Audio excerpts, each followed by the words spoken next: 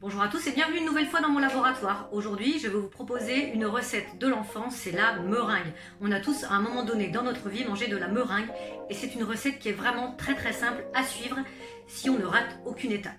Et surtout, vous n'aurez besoin que de 2 ingrédients, des blancs d'œufs et du sucre. Ça ne devait pas être très compliqué, un petit peu de matériel est requis, mais ça devrait le faire. C'est parti. Alors pour cette recette, vous aurez besoin de 4 blancs d'œufs à température ambiante, le double du poids de vos blancs d'œufs en sucre. Le sucre, vous l'aurez mouliné auparavant pour qu'il soit le plus fin possible. Des colorants artificiels, des douilles avec leur poche. C'est parti. Alors c'est parti pour la recette. Vous mettez vos blancs d'œufs dans la cuve de votre robot. Attention, si vous n'avez pas de robot, c'est pas grave, un simple fouet électrique suffira. Par contre, une chose, un petit détail qui a son importance, nettoyez bien votre cuve de robot ou vos fouets, de votre fouet électrique et en l'occurrence celui-ci aussi, avec du vinaigre blanc. Ça permettra à tous les résidus de gras de rester sur votre cuve. Et ça permettra surtout à vos blancs de bien se développer, qu'il n'y ait vraiment aucune trace de gras. C'est parti, on met ça au fouet. On va d'abord battre nos blancs d'œufs pour qu'ils commencent à monter et que le fouet laisse des traces. Et à partir de là, on va ajouter gentiment notre sucre que vous avez mouliné au départ. À moins que vous ayez du sucre très fin. Si vous voulez, c'est que la qualité de votre meringue dépend de la qualité de votre sucre. Donc le sucre, si vraiment vous n'avez pas réussi, surtout en cette période, à trouver un sucre très fin, vous prenez du sucre traditionnel, lambda, et vous le moulinez. Tout simplement. C'est parti. Hop. D'abord à faible vitesse et on va augmenter au fur et à mesure. On voit maintenant que notre fouet commence à laisser des traces dans notre robot. On va pouvoir ajouter notre sucre petit à petit. Voilà, donc nos blancs commencent à bien monter. On va ajouter le sucre tout doucement. Et ce qu'on veut en fait, c'est encore une fois avoir un bec d'oiseau. Le bec d'oiseau, vous vous souvenez, si vous avez regardé ma deuxième recette de l'Angel Food Cake, c'est la meringue qui vraiment arrive à faire de très jolies formes. Ça veut dire que le sucre est bien intégré dans les blancs d'œufs. On continue. Voilà, donc on commence à avoir une texture très crémeuse et on continue de mettre notre sucre en pluie.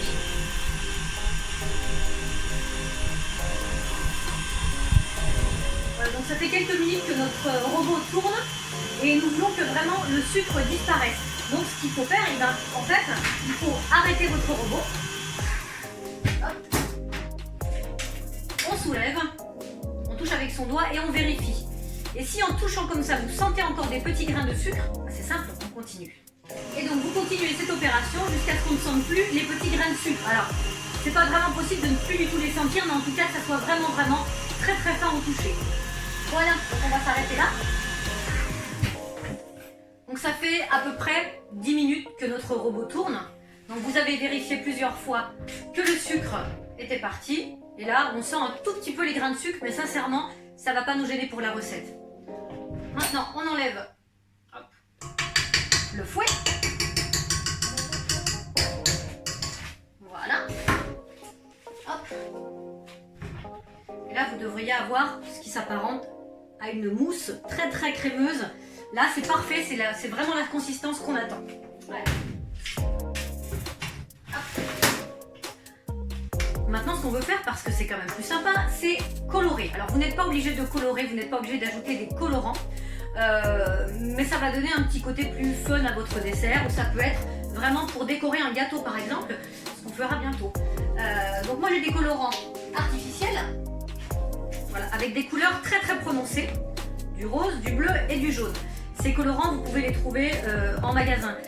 Notamment magasin Casa. Alors évidemment en ce moment c'est fermé, mais on espère qu'après le 11 mai ça pourra rouvrir. Sinon sur internet, voilà, dans cette période, est-ce qu'il faut commander sur internet? Je suis pas sûre.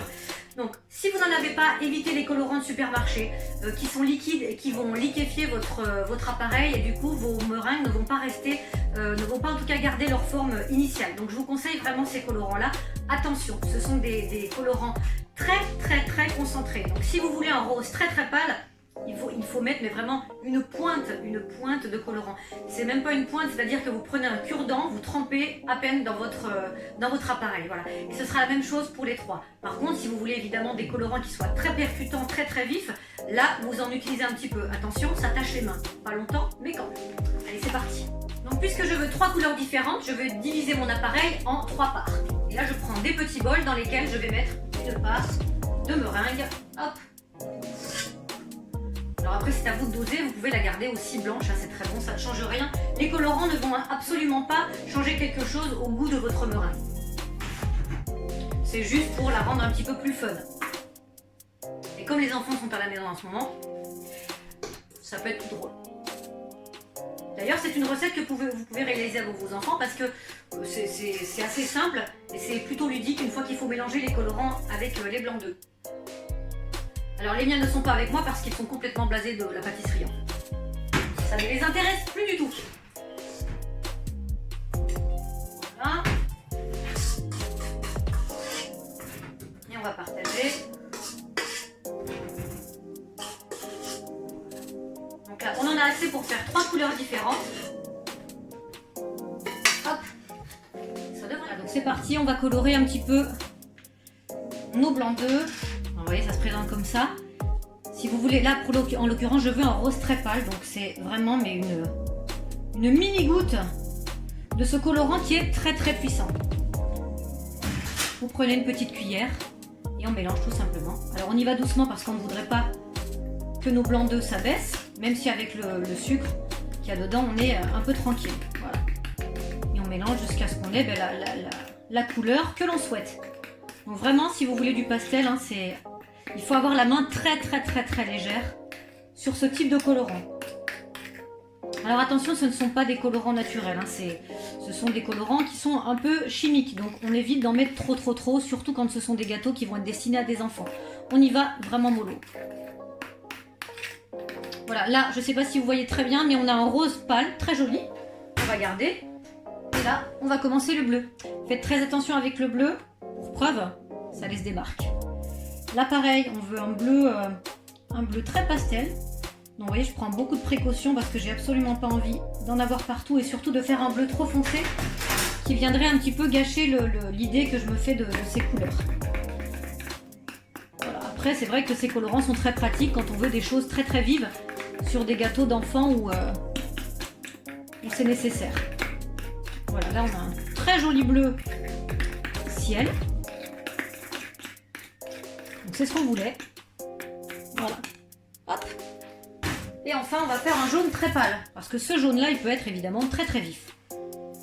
C'est un jaune très pur. Voilà. Et on continue, comme pour le bleu et pour le rose. Et on aura nos 3 couleurs qu'on va ensuite transvaser dans nos poches à douille. Et là, je vais vous montrer un petit peu la technique pour mettre dans une poche à douille. Alors si vous n'avez pas de poche à douille, mais si vous avez à la maison des ziplocs, des choses comme ça pour conserver vos aliments, vous pouvez vous en servir. Alors la douille, si vous en avez, ça va être compliqué à l'ajouter à ce plastique-là, mais sinon vous pouvez tout simplement le faire avec une petite cuillère à café et transvaser ça sur votre plaque de pâtisserie avant de les mettre au four. Mais ça viendra après. Voilà, là on a un jaune très très pâle. Pour le coup, c'est ce que je voulais. Donc là, on a 3 couleurs. Et on va maintenant les transvaser dans nos poches à douille. Alors une poche à douille, c'est très très simple. Hein. C'est un sachet avec une ouverture. Alors attention, celle-ci, c'est une douille qui est très très grosse. Hein. C'est une douille sultane. Vous allez voir, ça fait une très jolie forme. C'est assez sympa. Donc on va pas commencer par celle-ci. On va d'abord faire les plus petites, plus simples. Donc en fait, c'est tout simple. Vous avez votre douille et votre sac à douille qui se propose comme ça. Vous le retournez. Voilà. Et c'est là qu'on va pouvoir faire venir nos blancs d'œufs montés au sucre. Hop.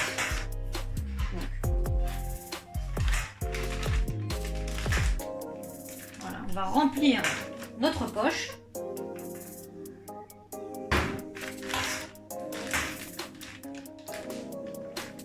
Voilà. Et remonter. Hop. On s'aide du plan de travail pour faire avancer la crème. Voilà. Et après, hop, venez, je vous remontre le mouvement. On vient serrer avec sa main droite si on est droitière bien sûr. Et on vient faire pivoter.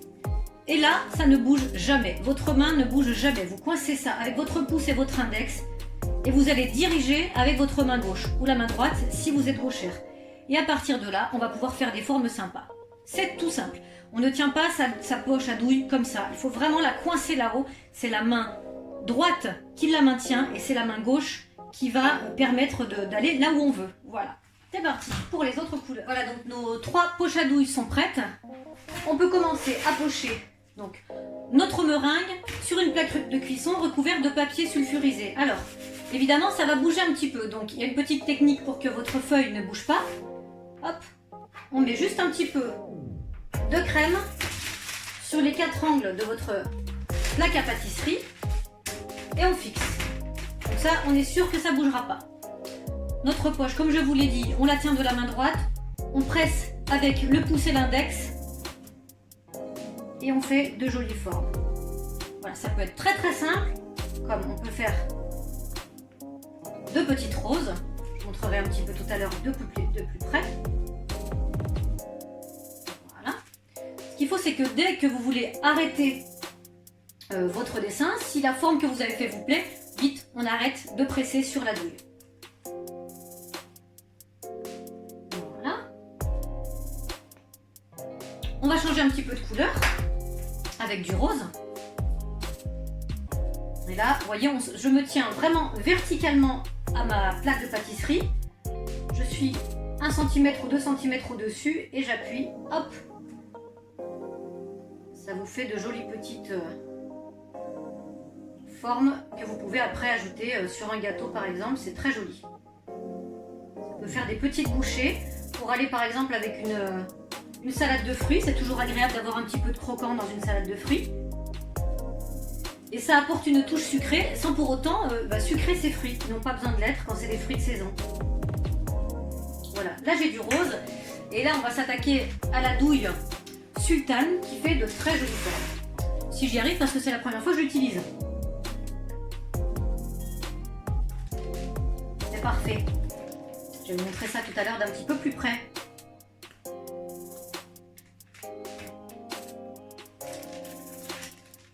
Hop. C'est pas une réussite, mais bon, il faut un petit peu d'entraînement. Voilà. Ouh, c'est rock'n'roll un peu celle-ci. Je pense que la feuille doit être bien maintenue. Voilà. C'est pas mal. Donc voilà une vidéo d'un petit peu plus près pour vous montrer comment on peut faire une rose avec de la meringue.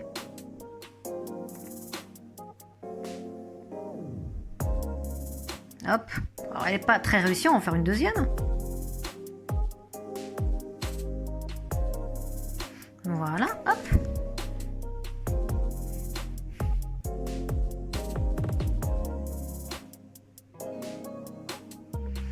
Voilà, ça vous donne ces formes qui sont plutôt jolies et ça agrémente toujours un dessert et c'est pas mal. Voilà, ça c'est le résultat de la douille sultane. Bon, je pense qu'il faut un petit peu encore, surtout celle-ci, je pense qu'il faut un petit peu encore d'entraînement. Voilà, donc j'enfourne mes meringues à 100 degrés, pas plus, pendant environ 30 à 35 minutes, pas une minute de plus. Voilà, alors au bout de 35 minutes, eh bien, mes meringues sont cuites, et pour le vérifier, ben, c'est tout simple.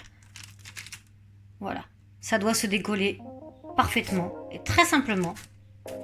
Et alors, ce type de meringue-là, avec cette cuisson, et cette part de sucre et d'œufs, ils sont vraiment, pour le coup, elles sont très très légères, et surtout, elles sont craquantes à l'extérieur et vraiment tendres à l'intérieur. Et à l'abri de l'air, vous pouvez les garder une petite semaine. Et on en profite un petit moment, parce que ça fait quand même beaucoup de meringues et il y en a d'autres dans le four. Voilà, notre recette est terminée, j'espère qu'elle vous a plu. N'hésitez pas à me laisser un petit commentaire, toujours sous la vidéo. N'hésitez pas également à vous abonner, à partager et à me taguer dans vos recettes. Montrez-moi vos recettes une fois que vous les avez réalisées. En tout cas, ça m'intéresserait beaucoup. J'espère que celle-ci, elle vous a plu, qu'elle n'était pas très compliquée et que surtout, vous avez pris du plaisir à le faire. La prochaine, ce sera du cake design. Là, c'est parti, on réalise un vrai gâteau. Cake design, un dessert d'anniversaire, pas des moindres, et on va même utiliser nos petites meringues pour les décorer. Donc suivez-moi et à bientôt!